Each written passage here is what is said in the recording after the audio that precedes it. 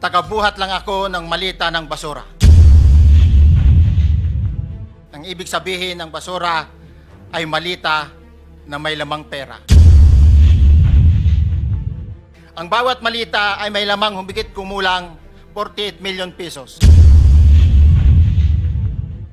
Ang bawat malita ay may push-it na nakadikit na nakasaad kung magkano ang laman ng bawat malita. Kalimitang dinadala sa bahay ni Congressman Saldico sa Valle Verde 6 at tinatanggap naman ni Mark at ni Paul.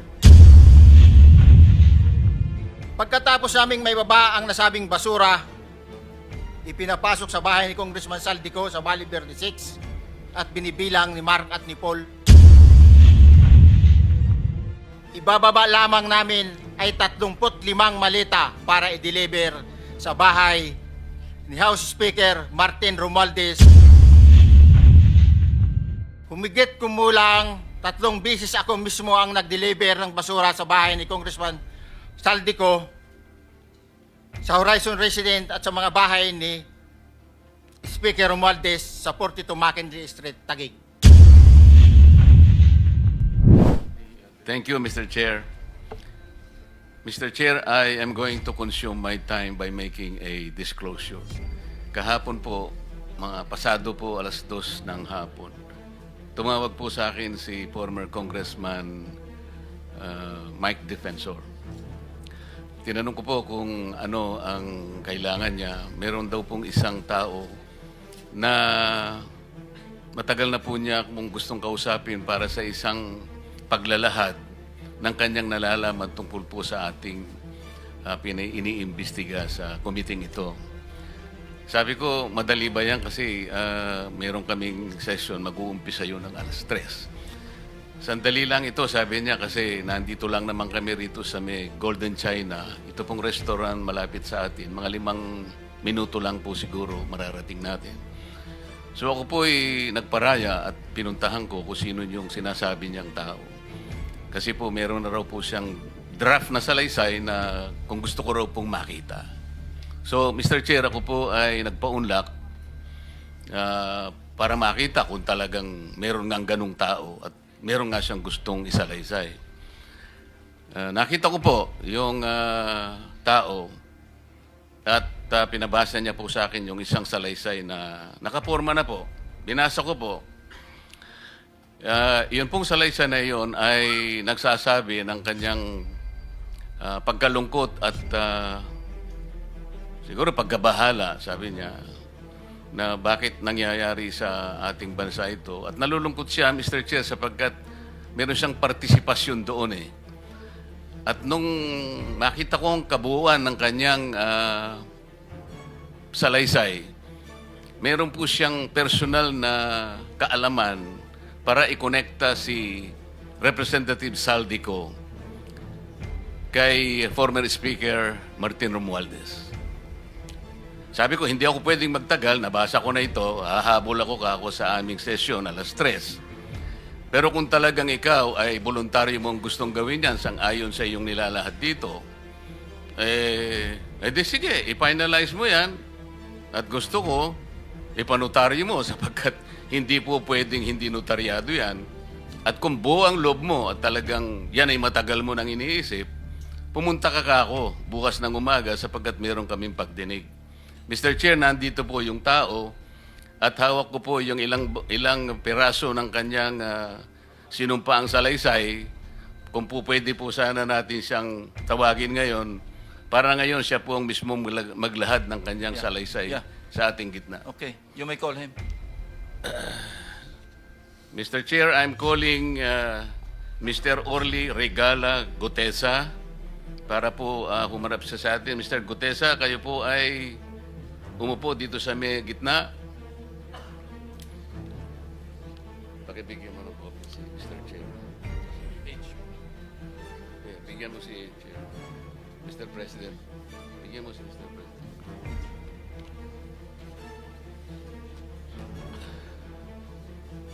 Manatili ka muna nakatayo kasi nunumpa ka.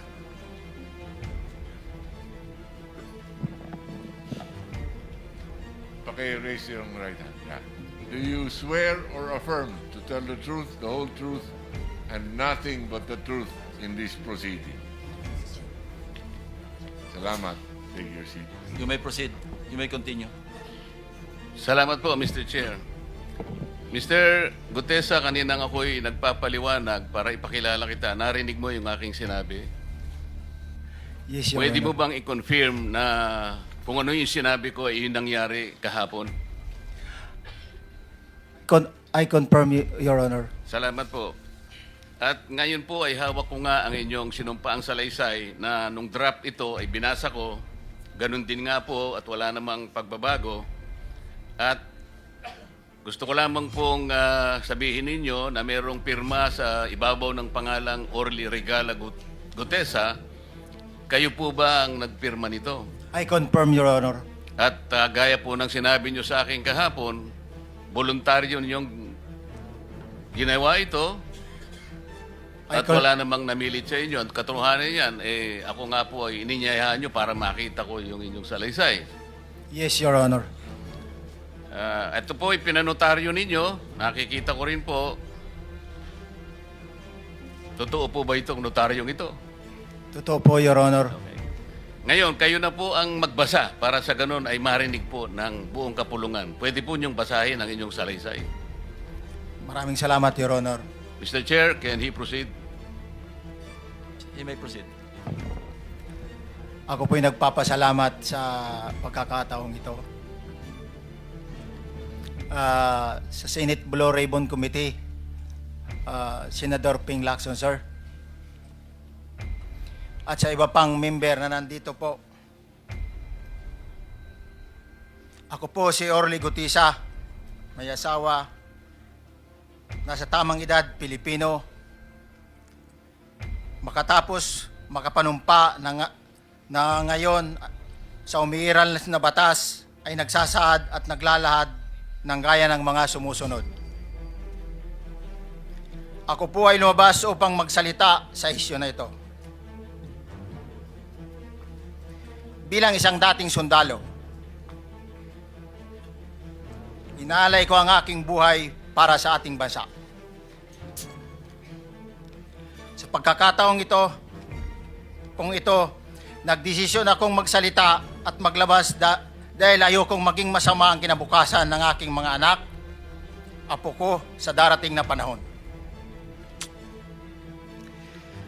Ayoko pong naririnig ko at napapanood ko sa pagdinig ng Blue Ribbon Committee at ngayon ko po napagdugtong-dugtong yung naging partisipasyon ko po sa anomalya at korupsyon na ginawa at lumalabas sa hearing na ito. Yung palang pera na binubuhat namin at dinideliver mula sa masamang gawain na nagdulot ng baha na ikinamatay ng tao at imbes na gamitin ang pera sa edukasyon, medikal at programa na mapunta lamang pala sa bulsa ng mga politiko. Mabigat po sa akin magsalita dahil may pamilya ko. 4 ang anak ko, nag-aaral pa. May asawa ako at nangangalaga sa aking mga anak at marami akong kasama sa operasyon na may kinalaman sa ibabahagi ko sa inyo.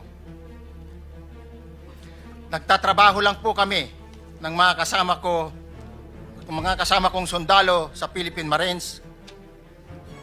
Huwag sana isipin na aking mga kasama na nagtatraidor ako.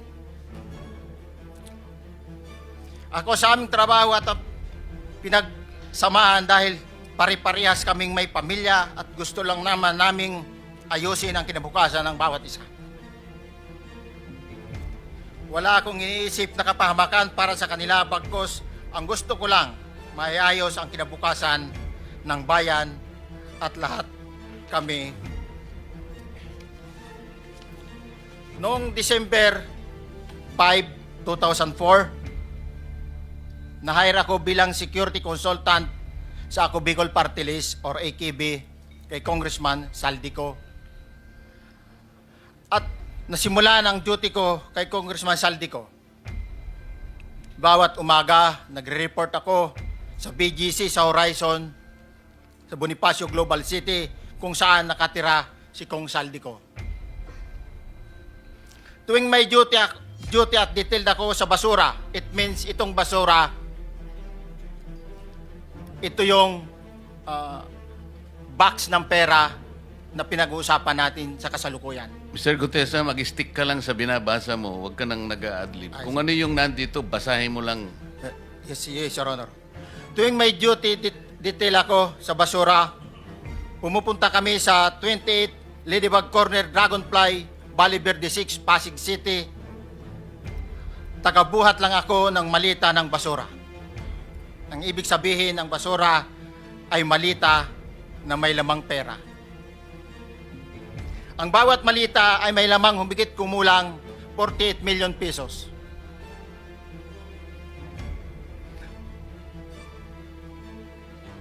Ang bawat malita ay may post-it na nakadikit na nakasaad kung magkano ang laman ng bawat malita. Tuwing may duty detail sa basura, may pumupunta na tao na magde-deliver ng basura at nire-receive ni John Paul Estrada at Mark Tiksay. Ang mga executive assistant ni Congressman Saldico at sila ang mga detailed sa mga ganyang activities. Ang mga nangyayari kapag duty kami sa basura, kalimitang dinadala sa bahay ni Congressman Saldico sa Valle Verde 6 at tinatanggap naman ni Mark at ni Paul. Pagkatapos naming may baba ang nasabing basura, ipinapasok sa bahay ni Congressman Saldico sa Valle Verde 6 at binibilang ni Mark at ni Paul. Alam ko na ang laman ng malita ay pera sapagkat nakita ko si Paul na binuksan ang malita at inilabas ang laman para bilangin. Ang isang ehemplo na nagdala ng pera ay si Congressman Eric Yap ng AXIS Party List. 46 na malita ang dala niya sa bahay ni Congressman Saldico sa Valle Verde 6. Pagkatapos mabilang, isinakay namin sa mga sakyan patungo sa Horizon Residence sa Taguig. At dumiretso kami sa basement upang may baba ang nasabing basura. Bago ibaba ang nasabing basura, ito, Merong napuputol sa binabasa mo eh. Huwag kang magmadali. Huwag kang magmadali. naputol na, Ulitin mo yung paragraph 20. wala na ako na, hindi ko makita na putol na siya.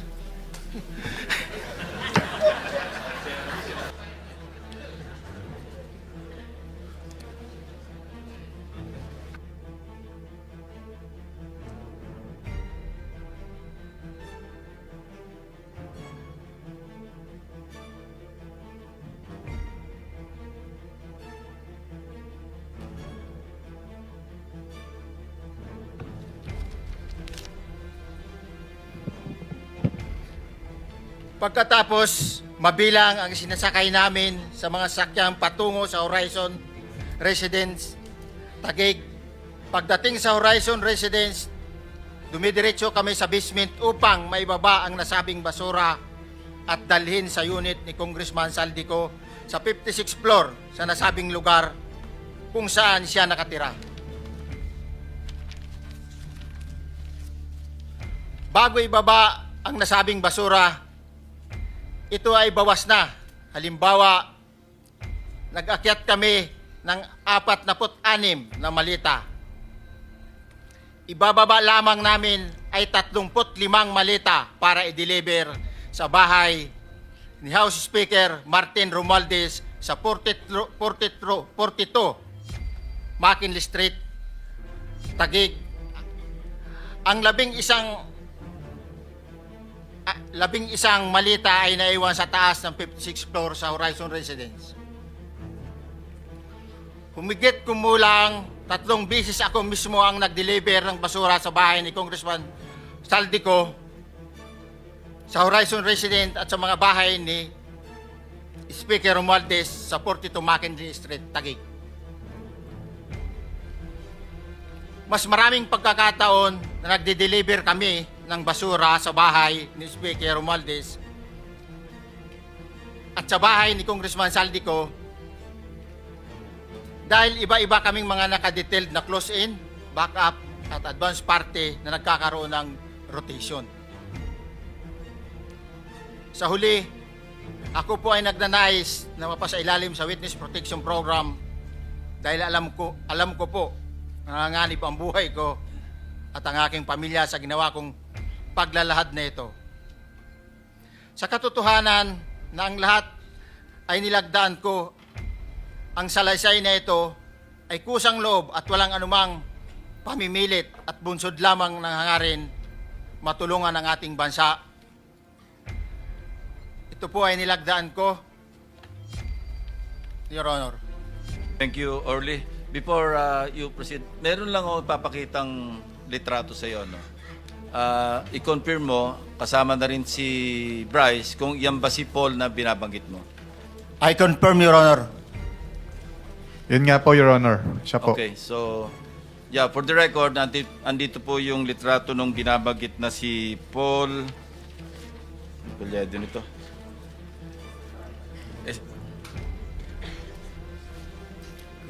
John Paul Estrada, di ba? Yes, Your Honor. Sige. Thank you very much. You may continue, Senator Marcoleta. Thank you, Mr. Chair. Mr. Gutesa, dito sa iyong paglalahad ay gumawa ka ng isang paghalimbawa. Inihalimbawa mo si Congressman Eric Yap, ngunit isang tagpo lang yun eh. Ikaw ay na-hire ni Representative Saldico, sabi mo rito, ay December 5, 2024 pa. Yes, Your Honor. Sa pagkakaalam mo, mga ilang beses kayong gumagawa ng bagay na ito. Ibig sabihin, yung pagdi-deliver ng pera, sa natatandaan mo, gaano kadalas ang pagdi-deliver? Kasi ang ginawa mo kanina ay isang example lang. Pwede mo bang ipaliwanag? Your Honor, minsan kasi pag-duty kami na ang actual ko na delivers talaga sa bahay ni Congressman Romualdez is 3. Tapos pag may duty kami, nagkakaroon ng detailed. Minsan namumonitor ko doon sa group chat namin, may basura tayo deliver. Minsan namumonitor ko siya is 3 times a week ang delivery doon sa Forbes, sa bahay ni Kung Romualdez. Yung pera minsan nanggagaling lang doon sa horizon sa taas, ibinababa. Tapos may detail lang na tao, namumonitor ko naman sa GC namin. Kaya nalalaman ko yung movement ng tropa, kung ano yung sinasabing basura ng delivery. Your So Honor. yung delivery o yung movement ng tropa nagaganap average 3 times a week. 3 times a week, Your Honor. Nagsimula noong December 2024. Yes, Your Honor. Hanggang ngayon ba ay naglilingkod ka pa kay Representative Saldico? Sa kasalukuyan po ay nag-resign po ako noong August 5, itong taon po na ito. So, maliwanag ba ang ibig mong sabihin para sa kapulungan ito ay nag-a-average ng 3 beses sa loob ng isang linggo ang pagdi-deliver ng pera kay Representative Saldico at tuloy-tuloy naman doon sa bahay ni former Speaker Martin Romualdez sa ganong rate, ganong beses, 3 beses sa loob ng isang linggo. Yes, Your Honor. Magmula December 2024 hanggang ikaw ay mag-resign noong August 2025, this year. Yes, Your Honor. Mr. Chair, Senator Marcolita, short Yes. interjection. With the permission of Senator Marcoleta. Thank you, may Mr. Chair. May maibigay ka ba na pangalan? Kasi ang sinasabi mo lang ngayon, as far as you're concerned, during ikaw ay nagdo-duty, nagro-rotation basis yung duty. So pag wala ka, absent ka, iba ang nagdo-duty, iba rin ang nagtatanggap sa pera at nagdi-deliver. Am I correct? Senator De La Rosa, may I just remind you na isang follow-up. Pero kung gusto mo ituloy at pahig si Senator Marcoleta, naka-charge sa oras niya yung mga susunod na tanong. Okay? Okay lang. Okay lang. Sige, boss. May- Nanghiram meron lang pa naman namang- ako sa iyo. Go ahead. Meron ka pa namang 4 na minuto pa mahigit yan. Yes, sir. So, sige. Very quick lang. So, pag hindi ka duty, may ibang nag-deliver ng pera kay Saldico at kay Speaker Romualdez. Pag nangyayari yan, sir, pag hindi ako duty, may makadetail talaga sa basura na yan. Pero ang authorized lang na mag-deliver at mag-receive niyan is yung 2 tao na binanggit ko, which is John Paul Estrada and Mark Tiksay. Okay. Thank you, Mr. Chair. Thank you, Senator Marcolita. Mr. Gutesa, sa panig ng pagdi-deliver sa bahay ni former Speaker Martin Romualdez, sinong tao ang nagre-receive? Sa mga ganun, sir, ang may contact, Your Honor, is yung si Paul at si Mark lang ang may contact doon sa receiver. So pagdating doon, nakabukas na yung gate doon sa Forbes, pumapasok na lang kami. Then pag nabuhat na namin yung mga malita na ibaba na, so lalabas na kami.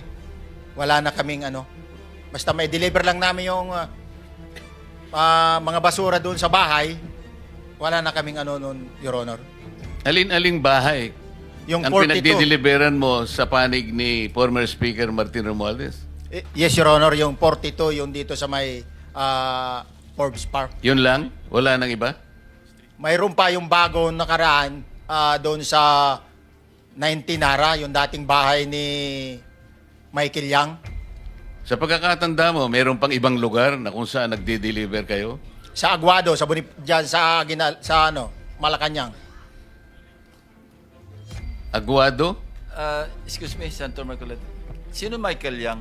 Yung dating sa Pugo yata yon, Sa? yung dating sa Pugo. Yung Michael Yang. dating bahay ni Michael Yang. Dating bahay. Yes, Your Honor. Okay, thank you. Ibig mo sabihin, nabili ni Speaker Martin yung bahay ni Michael yan? Allegedly, Your Honor. Pero paano mo alam na bahay ni Speaker yon? Kasi doon na nagde-deliver yung tropa nung hindi na nagde-deliver doon sa 42, Your Honor. Ngayon, sinasabi mo meron kayong chat. Nagagamit mo yung chat para ma-monitor mo yung rate ng delivery at kung sino-sino yung nagdi-deliver? During the time nung nandoon pa ako, Your Honor. Mr. Chair, salamat po at baka meron pa pong Thank you. gustong Yeah, itanong ating may mga kasama. papakita pa ako isang litrato pa, no? Identify mo lang siya. Sino yan? Mark Tiksay, Your Honor. Meron pa ba nakakakilala sa kanya bukod sa'yo? Dito? Wala. Nabanggit kasi ni Engineer Alcantara rin dito eh. Sa salaysay mo noong September 23, sinasabi mo, hindi ko po siya na-meet during pagdadala. Ang tao niya po ay may alias lang na Paul at Mark. Na-meet mo ito si Mark, Engineer? Sa Valle Verde po, once lang po. So, kinukonfirm na si Mark Texa ito. Mark po and Paul, karaniwan po naman. Okay, thank you. Thank you, Senator Marcoleta.